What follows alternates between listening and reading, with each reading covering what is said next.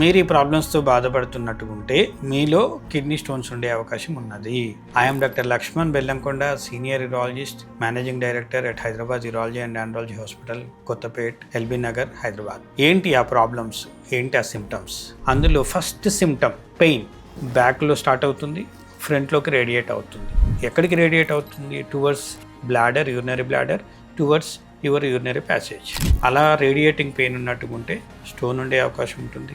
దాంతోపాటు అసోసియేటెడ్గా nausea, vomitings, అంటే వామిటింగ్ సెన్సేషను, కడుపులో తిప్పినట్టు అనిపించటము, రేడియేటింగ్ పెయిన్ రావటము, యూరిన్లో బర్నింగ్ సెన్సేషన్ రావటము, కొన్ని సందర్భాలలో యూరిన్లో బ్లడ్ రావటం.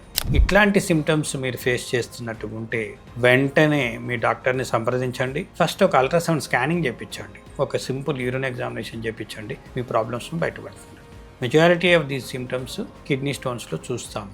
ఇట్లాంటి ప్రాబ్లమ్స్ మీ ఫ్రెండ్స్ ఎవరైనా ఫేస్ చేస్తుండొచ్చు. కుదిరితే ఈ వీడియోని అందరికీ మీ ఫ్రెండ్స్, మీ ఫ్యామిలీ సర్కిల్లో షేర్ చేయండి.